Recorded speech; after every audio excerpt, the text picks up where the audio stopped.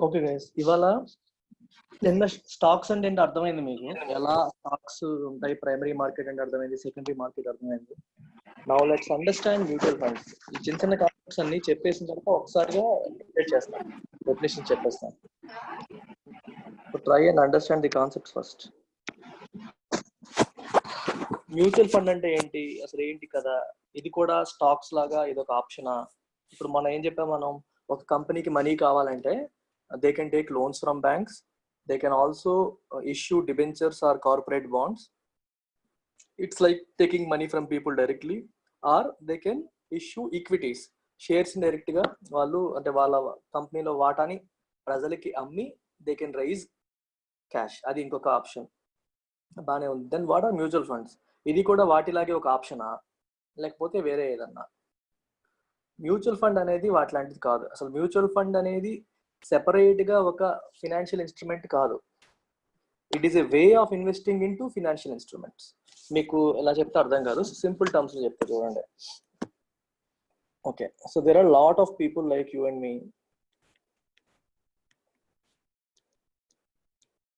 who don't know much about stock markets, who don't know much about debt markets. ఈ పేర్లు వింటున్నాం కానీ మనకి ఏం పెద్ద తెలియదు. మనకి తెలిసిందంతా బ్యాంకులే. డబ్బులుంటే బ్యాంకుల్లో వేసేసుకోవడం, ఊరుకోవడం. బ్యాంకుల్లో వేసేదానికంటే ఎక్కువ వచ్చే అవకాశాలు ఉన్నా మనకి తెలియకపోవడం వల్ల మనం ఆగిపోతాం.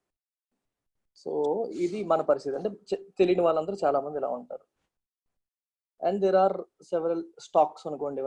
ఇవన్నీ ఇది ఇన్ఫోసిస్ షేర్ అనుకోండి, ఇది టీసీఎస్ అనుకోండి, ఇది రిలయన్స్ అనుకోండి. ఓకే, ఇవి స్టాక్స్ అనుకోండి, లేకపోతే ఇంకా లేదా దీస్ ఆర్ డిబెంచర్స్ అనుకోండి, వాట్ ఎవర్ ఇట్ ఈస్. ఇవన్నీ ఉన్నాయని తెలుసు, కానీ ఎందులో డబ్బులు పెట్టాలి, పెడితే సేఫా కాదా, ఏమవుతుంది, మనకి ఏమీ క్లారిటీ లేదు. అందుకని there are something called mutual funds.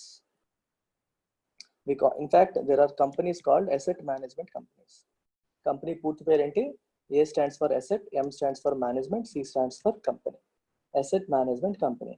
ఎవరు స్టార్ట్ చేస్తారు ఇవి? Any bank can start. ICICI has an AMC, HDFC has an AMC. Almost అన్ని బ్యాంక్స్ స్టాక్ మార్కెట్ లో వర్క్, అంటే మనకి బ్యాంకింగ్ సిస్టమ్ లో ఉన్నవి, స్టాక్ మార్కెట్ లో కూడా యాక్టివ్ గా ఉన్న చాలా మందికి అసెట్ మేనేజ్మెంట్ కంపెనీస్ ఉంటాయి. ఇంకా ఓన్లీ అసెట్ మేనేజ్మెంట్ కంపెనీస్ కూడా కొన్ని ఉంటాయి. అంటే వాళ్ళకి బ్యాంకింగ్ లైసెన్స్ ఉండదు, బ్యాంకింగ్ యాక్టివిటీస్ వాళ్ళు చేయరు, బట్ ఈ యాక్టివిటీస్ చేస్తారు. అట్లాంటి వాళ్ళు కూడా చాలా మంది ఉన్నారు. కోటక్ ఏఎంసి ఉంది, Kotak also has banking. So Aditya Birla వాళ్ళకి ఏఎంసి ఉంది.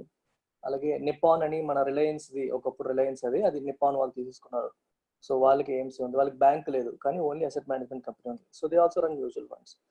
ఇప్పుడు ఏం జరుగుతుందంటే, ఇలా తెలియని చాలా మంది దగ్గర ఎక్సెస్ క్యాష్ ఉంది and they want to invest in stock market or debt market. ఇది ఇన్ఫోసిస్ యొక్క డిబెంచర్ అనుకోండి. ఇన్ఫోసిస్ యాక్చువల్గా డిబెంచర్స్ ఇష్యూ చేయదు, ఇవేమో డిబెంచర్స్, ఇవేమో స్టాక్స్ అనుకోండి, just for example. So they don't issue debentures. Actual Infosys, TCS, IT companies ఏవి కూడా అప్పు తీసుకోవు, because they are flush with cash. వాళ్ళ దగ్గర చాలా క్యాష్ ఉంటుంది. వాళ్ళు బ్యాంకు లోన్లు తీసుకోరు, ఎక్కడ అప్పులు తీసుకోరు, ఎప్పుడు క్యాష్ మూలుగుతూ ఉంటుంది. అంటే పెద్ద ఐటీ కంపెనీస్ చెప్తున్నాను. సో ఇప్పుడు ఏఎంసీ ఏం చేస్తుందంటే, అసెట్ మేనేజ్మెంట్ కంపెనీ ఏం చేస్తుందంటే, they will create something called mutual fund. ఒక ఫండ్ క్రియేట్ చేస్తారు. ఫండ్ క్రియేట్ చేసినప్పుడు చెప్తారనమాట, if let's say it is an equity mutual fund. చెప్తాను ఏంటి దీని కథ ఏంటి చెప్తాను. ఈక్విటీ మ్యూచువల్ ఫండ్ అని వచ్చింది అనుకోండి, దాని అర్థం ఏంటి? ఈ మ్యూచువల్ ఫండ్ లో వచ్చిన మనీ అంతా కూడా, అంటే ఎవరెవరైతే ఇందులో ఇన్వెస్ట్ చేస్తారో that money will go towards stock market. Stock market లో ఇన్వెస్ట్ చేస్తారని అర్థం. సో ఇంట్రెస్ట్ ఉన్న నాలాంటి వాళ్ళు, ఇప్పుడు వీడు ప్రశాంత్, వీడి తరుణ్, తినేమో స్వాతి, సో ఇక్కడ ఈ అమ్మాయేమో యమున, లిఖిత, పావని, ఇలా చాలా మంది ఉన్నారు. ఉన్న వాళ్ళంతా కూడా వాళ్ళ దగ్గర ఉన్న మనీ ఎక్కడ పెట్టాలో తెలియదు కాబట్టి they will put that money in to this mutual fund. Mutual fund లో పెట్టేస్తారు. ఈ మ్యూచువల్ ఫండ్ పని ఏంటి? వీళ్ళందరి దగ్గర మనీ కలెక్ట్ చేసుకుంటుంది. కలెక్ట్ చేసి ఆ డబ్బుల్ని ఈ మ్యూచువల్ ఫండ్కి ఒక ఫండ్ మేనేజర్ ఉంటాడు. ఈ ఫండ్ మేనేజర్ జనరల్ గా చార్టర్డ్ అకౌంటెన్సీ చేసిన వాళ్ళు, స్టాక్ మార్కెట్స్ మీద మంచి గ్రిప్ ఉన్న వాళ్ళు, పెద్ద పెద్ద బీ స్కూల్స్ లో ఎంబీఏ చేసిన వాళ్ళు, సబ్జెక్ట్ మీద గ్రిప్ ఉన్న వాళ్ళు, ఎక్కడో ఆల్రెడీ అనుభవం ఉన్న వాళ్ళు ఉంటారు. స్టాక్ మార్కెట్స్ మీద మంచి గ్రిప్ ఉన్న వాళ్ళు, అతను ఫండ్ మేనేజర్ గా ఉంటాడు. He will make decision as to where to invest this money. ఇలా ఎంతో మంది పీపుల్ నుంచి కలెక్ట్ చేసిన ఈ ఫండ్ ని, ఈ ఉమ్మడి నిధిని ఎక్కడ ఇన్వెస్ట్ చేయాలి అనే నిర్ణయం ఆయన తీసుకుంటాడు. అయితే మ్యూచువల్ ఫండ్ ఎప్పుడైతే లాంచ్ చేస్తారో అప్పుడే క్లియర్గా రాస్తారు, ఇది కంప్లీట్గా ఈక్విటీ మ్యూచువల్ ఫండా, లేదా కంప్లీట్గా డెట్ మ్యూచువల్ ఫండా, లేదా equity come debt mutual funda అని చెప్పి ముందే చెప్తారు. అది చూసుకొని మనం పెట్టచ్చు. ఈక్విటీ మ్యూచువల్ ఫండ్ అనుకోండి, మొత్తం 100% మనీ కూడా స్టాక్స్లోనే పెడతారు, అంటే షేర్ మార్కెట్లోనే. ఇందులో పెట్టరు, డెట్లో పెట్టరు, బాండ్ మార్కెట్లోకి వెళ్ళరు. 100% డెట్ ఫండ్ అనుకోండి, కంప్లీట్గా మనీ అంతా ఇటే వస్తుంది, అటు వెళ్ళదు. మిక్స్డ్ ఫండ్ అనుకోండి, కొంతమంది స్టాక్స్ కొంతమంది డెట్ పెట్టచ్చు. సో అదేంటనేది ఫండ్ ఇష్యూ చేసినప్పుడే రాస్తారు, ఫండ్ స్కీమ్ డీటెయిల్స్లో క్లియర్గా రాస్తారు. అది మనం చూసుకోవాలి. అది మనం చూసుకుంటే మనకు అర్థమవుతుంది, అంటే మన మనీని వీళ్ళు ఎక్కడ పెడుతున్నారు అని వాళ్ళు క్లియర్గా చెప్తారు. ఒకవేళ పెట్టిన తర్వాత ఏ స్టాక్స్లో పెట్టారో కూడా క్లియర్గా ఉంటుంది, ఏ స్టాక్స్ కొన్నారు మన డబ్బులు తీసుకొని అనేది కూడా క్లియర్గా పబ్లిక్లీ అవైలబుల్ ఇన్ఫర్మేషన్. అది ఎవరైనా చూడొచ్చు. ఆ మ్యూచువల్ ఫండ్ వాళ్ళు ఎన్ని పెడుతున్నారు, ఎప్పుడు అమ్ముతున్నారు, ప్రతి వాడు ఎవరైనా చెక్ చేయొచ్చు. అర్థమైందా? That is how it works. This is the concept of mutual fund. Any doubt?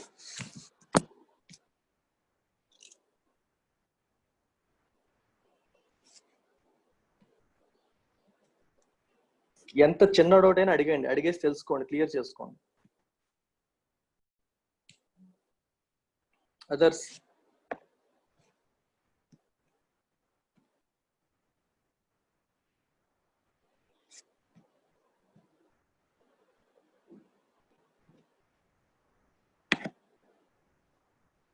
Shares cell చేసే అథారిటీ ఎవరికి ఉంటుంది మ్యూచువల్ ఫండ్ లో? ఎవరికి ఉంటుంది? అతనికే ఉంటుంది, ఫండ్ మేనేజర్కి. కొనే అథారిటీ అతనికే, సెల్ చేసే అథారిటీ అతనికే. ఇక్కడ చెప్పాను ఒక అతను ఉంటాడు ఫండ్ మేనేజర్ అని, దిస్ గాయ్.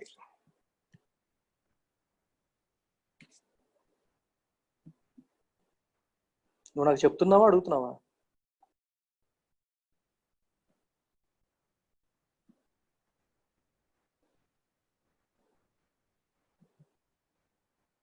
టైం పీరియడ్ అంటే 2 థింగ్స్ అబ్బా. ఇప్పుడు మనకి ట్యాక్స్ సేవింగ్ కోసం ఈఎల్ఎస్ఎస్ మ్యూచువల్ ఫండ్స్ ఉంటాయి, ట్యాక్స్ సేవింగ్ కోసం మ్యూచువల్ ఫండ్స్ ఉంటాయి కొన్ని. వాటిల్లో పెడితే 3 సంవత్సరాల వరకు మనం అమ్మడానికి లేదు, అంటే మన మనీ లాక్ అయిపోతుంది అనమాట. ఫండ్ మేనేజర్ అమ్మొచ్చు, కొనొచ్చు, దట్స్ ఎ డిఫరెంట్ థింగ్. మనం పెట్టిన మ్యూచువల్ ఫండ్స్ ని అమ్మడానికి లేదు, 3 సంవత్సరాలు లాక్ అయిపోతుంది. అలా కాకుండా నార్మల్ మ్యూచువల్ ఫండ్స్ లో మనం ఎప్పుడు డబ్బులు పెట్టినా any time you can buy and any time you can sell. మనం మ్యూచువల్ ఫండ్ అమ్మేయచ్చు, కొనొచ్చు. అలాగే వాళ్ళు కూడా any time they can buy and any time they can sell. మన దగ్గర తీసుకున్న డబ్బులతోనే వాళ్ళు స్టాక్స్ కొంటారు. అది ఎప్పుడైనా వాళ్ళు అమ్మేయచ్చు, ఎప్పుడైనా ఉంచొచ్చు. అమ్మేసిన ఆ ఫండ్ లోకే కదా వస్తాయి, ఆయన ఏం తీసుకోడు కదా సెపరేట్ గా. ఊరికే టైం పాస్ అమ్మడాలు కొనడాలు చేయరు. ఇంతమంది ప్రజల డబ్బుతో వాళ్ళు ఇన్వెస్ట్ చేస్తారు కాబట్టి ఎన్నో ఆలోచనలు తీసి చేస్తారు.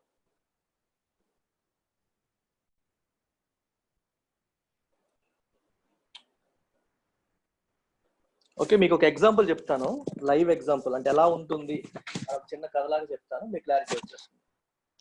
Okay, let's say I want some volunteers. Rise your hand. నలుగురు హ్యాండ్ రైజ్ చేయండి. ఓకే, అరవింద్. ఒక్క అరవిందేనా? ఇంకెవరు రైజ్ చేయరా? చాలు అయిపోయారు, నలుగురు అయిపోయారు. Arvind, Yamuna, Prashanth, Tarun.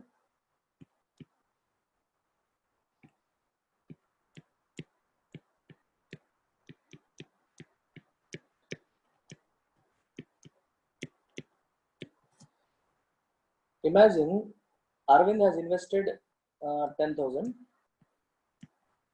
Yamuna has invested 20,000, Prashant has invested 30,000, and Tarun has invested 40,000. వీళ్ళు నలుగురు కలిపి ఒక మ్యూచువల్ ఫండ్ లో డబ్బులు పెట్టారు అనుకోండి. మొత్తం ఎంత అయింది? 1 lakh అయింది. Let's say I am the fund manager. ఓకేనా? సో 10,000 నా దగ్గర ఎంత కలెక్ట్ చేశాను నేను? వీళ్ళు నలుగురే ఉన్నారు మ్యూచువల్ ఫండ్ లో, ఇంకెవరు లేరు. మీకు ఎగ్జాంపుల్ కోసం చెప్తున్నాను. నేనేమో వాళ్ళ దగ్గర మనీ కలెక్ట్ చేశాను, నేను ఫండ్ మేనేజర్ని. సో ఇప్పుడు ఈ వేళకి నేను ఏమి ఇవ్వాలి? I will not give them shares, I will give them units. వాళ్ళకి యూనిట్స్ ఇస్తాను. అంటే నేను ఒక యూనిట్ ఎంత ఫస్ట్ డిసైడ్ చేయాలి. First 1 unit price I will take it as let's say 10 rupees. ఒక యూనిట్ 10 రూపీస్ అని నేను తీసుకున్నాను. ఒక యూనిట్ 10 రూపీస్ అయితే 1 lakh ఎన్ని యూనిట్స్ వస్తాయి చెప్పండి? 10,000 యూనిట్స్ వస్తాయా లేదా? we will have 10,000 units. ఈ 10,000 లో అరవింద్ వాటా ఎంత? 1000 కదా, ఎందుకంటే ఒక యూనిట్ 10 రూపీస్ కదా. సో అరవింద్కి ఎన్ని యూనిట్స్ వస్తాయి? 1000 యూనిట్స్ వస్తాయి. తరుణ్కి 4000 యూనిట్స్ వస్తాయి. ప్రశాంత్కి 3000 యూనిట్స్ వస్తాయి. యమునాకి 2000 యూనిట్స్ వస్తాయి. సో అరవింద్ దగ్గర ఇప్పుడు ఏముంది? 1000 యూనిట్లు అంతే, ఇంకేం ఉండదు అరవింద్ దగ్గర. యమునా దగ్గర 2000 యూనిట్లు, తరుణ్ దగ్గర 4000 యూనిట్లు, ప్రశాంత్ దగ్గర 3000 యూనిట్లు. Is it clear? మళ్ళీ ముందుకెళ్తాను, అందుకే ఇక్కడ వరకు అర్థమైంది కదా. అరవింద్ 10,000 ఇచ్చినందుకు అరవింద్కి ఏమొచ్చాయి? 1000 యూనిట్లు వచ్చాయి అంతే. 1000 యూనిట్లు వచ్చాయి అంతే. మరి అంతకంటే ఏం ఆలోచించకండి, ఇక్కడ వరకు ఆలోచించండి.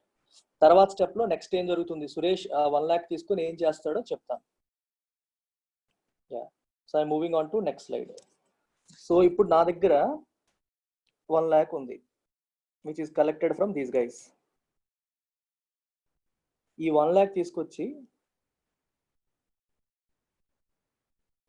నేను ఇన్ఫోసిస్ లో, అలాగే టీసీఎస్ లో, అలాగే రిలయన్స్ లో ఇన్వెస్ట్ చేశాను అనుకోండి. ఇన్ఫోసిస్ లో 50,000 ఇన్వెస్ట్ చేశాను, టీసీఎస్ లో 30,000 చేశాను, రిలయన్స్ లో 20,000 చేశాను. మొత్తం ఈ 1 lakh కూడా 3 స్టాక్స్ లో కొనేసాను. ఓకే, ఇన్ఫోసిస్ షేర్ వాల్యూ ఒక్కొక్కటి మరి అంత డీటెయిల్డ్ గా వెళ్ళాలా? వద్దులేండి, పోను అనుకుందాం. ఇన్ఫోసిస్ షేర్ వాల్యూ ఒక్కొక్కటి 5,000 అనుకుంటే నేను ఎన్ని కొన్నాను? 10 ఇన్ఫోసిస్ షేర్లు కొన్నాను. టీసీఎస్ 3,000 అనుకోండి, 10 టీసీఎస్ షేర్లు. రిలయన్స్ 2,000 అనుకోండి, 10 రిలయన్స్ షేర్లు కొన్నాను. రిలయన్స్ ఒక షేర్ ఎంత? 2,000 అనుకోండి, just for example sake. TCS ఒక షేరు 3,000 అనుకోండి, ఇన్ఫోసిస్ ఒక షేర్ 5,000 అనుకోండి. ఎప్పుడు నేను కొన్న రోజు అదే రేట్ ఉండిపోతుందా జీవితాంతం? స్టాక్ మార్కెట్ అంటేనే సెకండ్ కి మారిపోతుంది. నేను ఏ రోజైతే కొన్నానో ఆ రోజు రేట్ ఇది. లెట్స్ సే డే 1, ఏ రోజు కొన్నానో ఆ రోజు రేట్ ఇది. డే 2కి రండి, సెకండ్ డేకి వచ్చేసరికి స్టాక్ ప్రైస్లు మారిపోతాయి కదా. లెట్స్ అస్యూమ్ ఇన్ఫోసిస్ ప్రైస్ 6,000 అయిపోయింది అనుకోండి ఒక్క రోజులో. 6,000 అయిపోతే ఇప్పుడు నా దగ్గర ఎంత ఉన్నట్టు? 10 ఉన్నాయి కదా నా దగ్గర షేర్లు. 10 × 6,000 ఎంత? I will have 60,000. Infosys share value ఎంత? మొత్తం 60,000 నా దగ్గర ఉన్నట్టు. టీసీఎస్ 2,500 అయిపోయింది అనుకోండి, అప్పుడు అమౌంట్ ఎంత అవుతుంది? 25,000. రిలయన్స్ 1,500 అయిపోయింది అనుకోండి, రిలయన్స్ కూడా 2,500 అయిపోయింది అనుకోండి, అప్పుడు ఏమవుతుంది? రిలయన్స్ కూడా 25,000 అవుతుంది. మొత్తం కలిపి ఎంత అయింది ఇప్పుడు? 1,10,000. 1,10,000. నా దగ్గర ఎన్ని యూనిట్స్ ఉన్నాయి? 10,000 యూనిట్సే ఉన్నాయి. యూనిట్స్ మారవు కదా, ఎప్పుడు 10,000 ఉంటాయి. మరి ఒక్కొక్క యూనిట్ ప్రైస్ ఎంత అయినట్టు ఇప్పుడు? 11 రూపాయలు.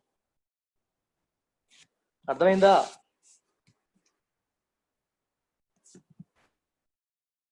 నెంబర్ ఆఫ్ యూనిట్స్ అనేది మారదు.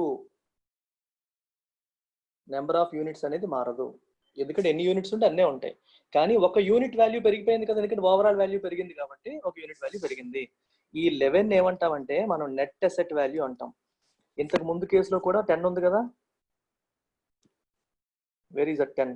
ఈ 10 కూడా ఏంటి? Net asset value. ఓకేనా?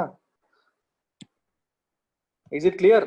Now I will go back to Prashant, Tarun, Yamuna and Arvind. ఇది క్లియర్ అయితే నెక్స్ట్ స్లైడ్కి వెళ్తా. అడగండి డౌట్ ఉంటే.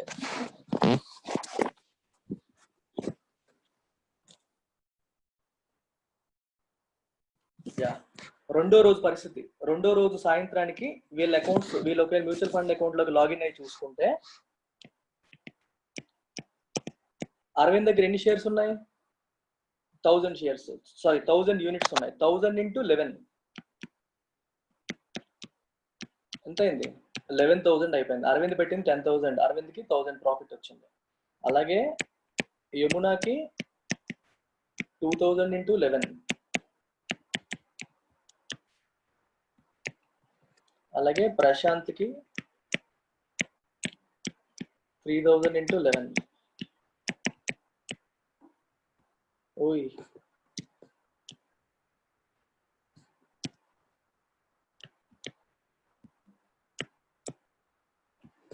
అలాగే చివరికి మిగిలిన తరుణ్కి 4,000 into 11 which is 44,000.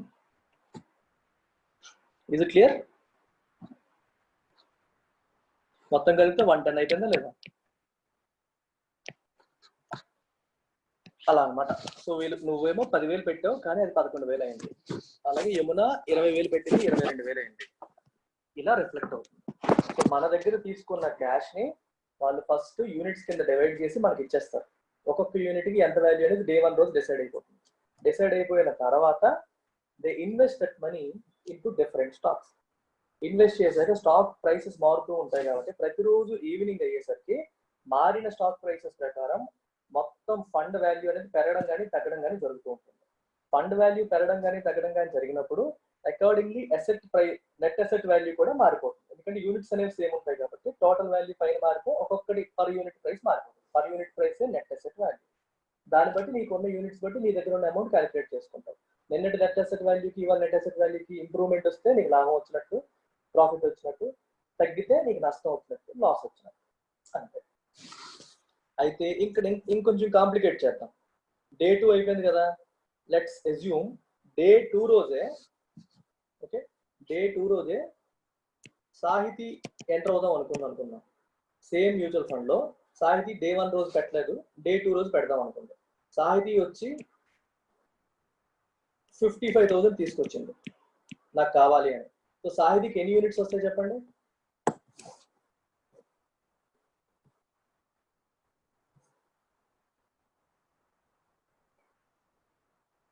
How many units will Sahiti get on day 2?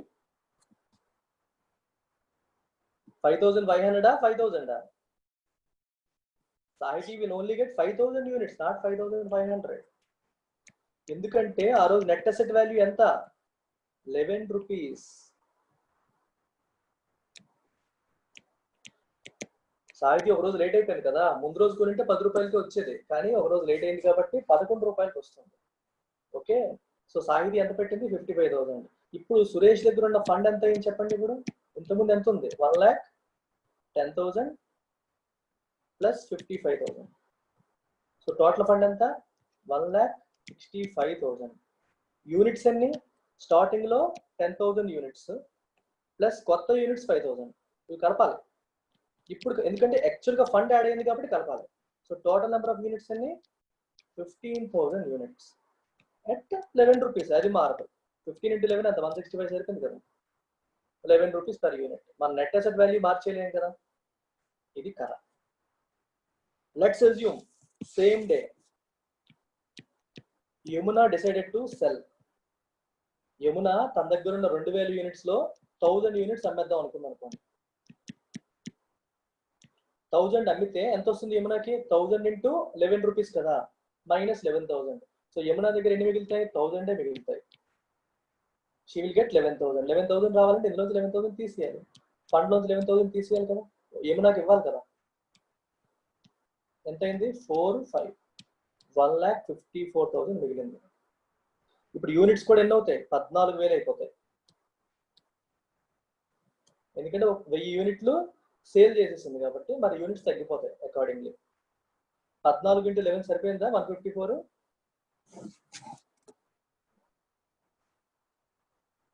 సరిపోతుంది, ఆటోమేటిక్గా సరిపోతుంది. అర్థమైందా? సో ఏ రోజు ఎవరైనా కొనొచ్చు, ఏ రోజు ఎవరైనా అమ్మొచ్చు. It's a continuous process. ఆ రోజు ఉన్న నెట్ అసెట్ వాల్యూ ప్రకారం కొనే వాళ్ళకి అలాట్ చేస్తారు నెంబర్ ఆఫ్ యూనిట్స్. అలాగే ఆ రోజున నెట్ అసెట్ వాల్యూ ప్రకారం అమ్మే వాళ్ళకి కూడా ఇచ్చేస్తారు అనమాట. ఆ రేట్ ప్రకారం మనీ ఇచ్చేస్తారు. This is how mutual funds operate. I hope it is clear to all of you.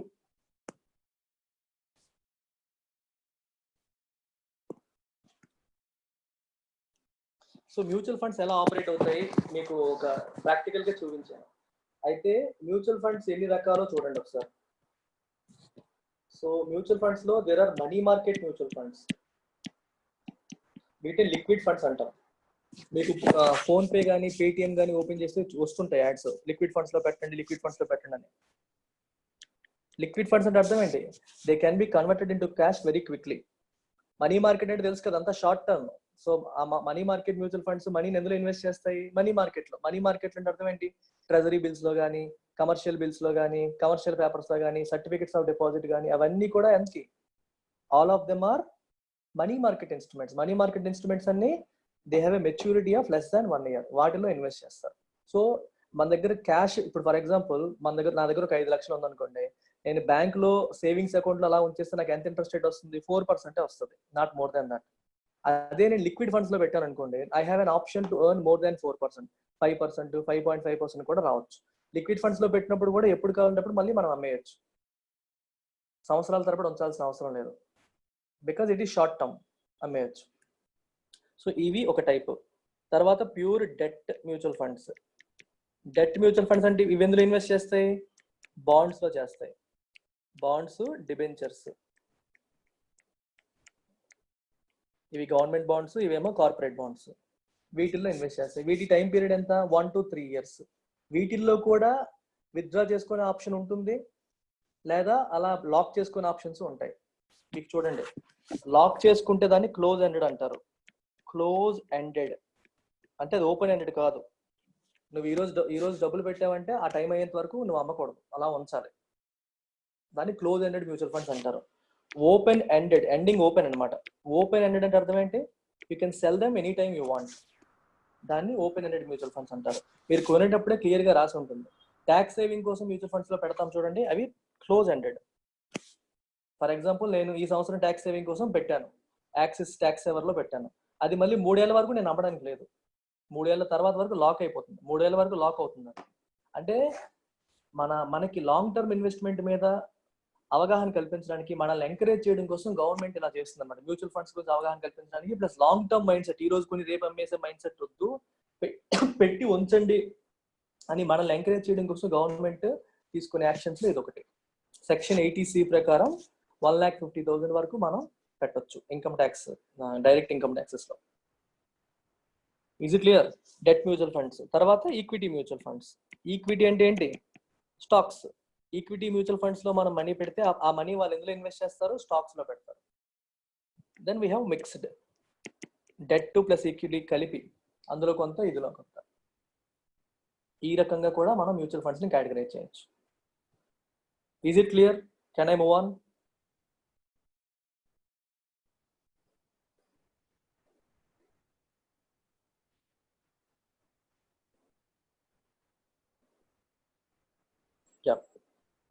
So అలాగే మ్యూచువల్ ఫండ్స్ ఇంకో రకంగా కూడా కేటగరైజ్ చేయొచ్చు, depending upon the sector they are investing in. For example, equity mutual funds లోనే there are few mutual funds which invest only in pharma. Pharma sector లో companies లో మాత్రమే invest చేస్తాయి. It is a pharma mutual fund. And there are some which invest only in finance sector, banking and financial services, BFSI అంటాం. వాటిల్లో మాత్రమే పెడతాయి. ICICI bank లో కొంత, HDFC బ్యాంక్ లో కొంత, ఆ షేర్స్ లో, వాటిని ఫినాన్స్ అంటాం. అలాగే ఇన్ఫ్రాస్ట్రక్చర్ ఫండ్స్ ఉంటాయి, ఇన్ఫ్రాస్ట్రక్చర్ మ్యూచువల్ ఫండ్స్ అంటే L&T ఇట్లాంటి కంపెనీస్ లో, ఇన్ఫ్రాస్ట్రక్చర్ కి సంబంధించిన కంపెనీస్ లో ఇన్వెస్ట్ చేస్తారు. సో అలా ఒక సెక్టర్ స్పెసిఫిక్ గా అందులో పెట్టే వాటిని ఏమంటారు? సెక్టరల్ ఫండ్స్ అంటారు. Sectoral MFs, sectoral mutual funds. ఇలా కూడా మనం కేటగరైజ్ చేయొచ్చు mutual funds. Close ended, open ended మీకు చెప్పాను, అలాగే సెక్టరల్ ఫండ్స్ చెప్పాను, అలాగే categorisation debt, equity, money market funds. Money market funds ని మనం లిక్విడ్ ఫండ్స్ అని కూడా అంటాం. So they can be converted into liquid very quickly. Liquid అంటే క్యాష్ కింద తొందరగా మనం వాటిని కన్వర్ట్ చేసేయచ్చు.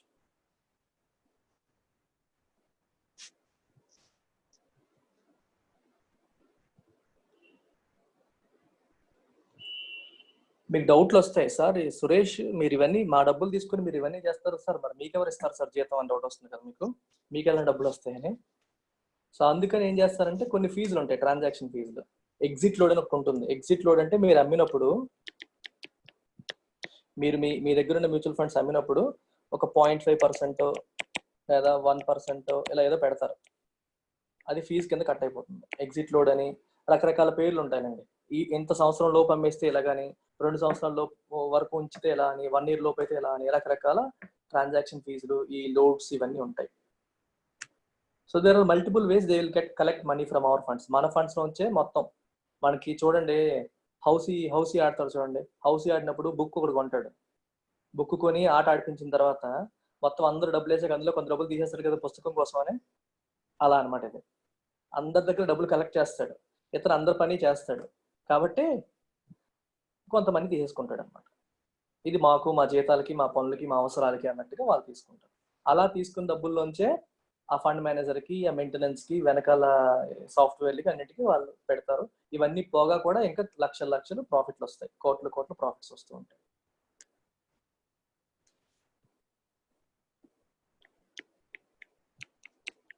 హెచ్డిఎఫ్సి ఏఎంసి ఇప్పుడు స్టాక్ మార్కెట్లో బాగుంది.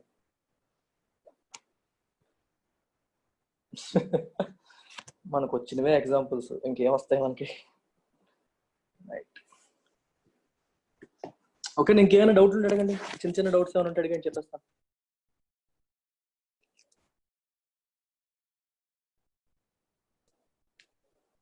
I hope I have made it crisp and easier to understand.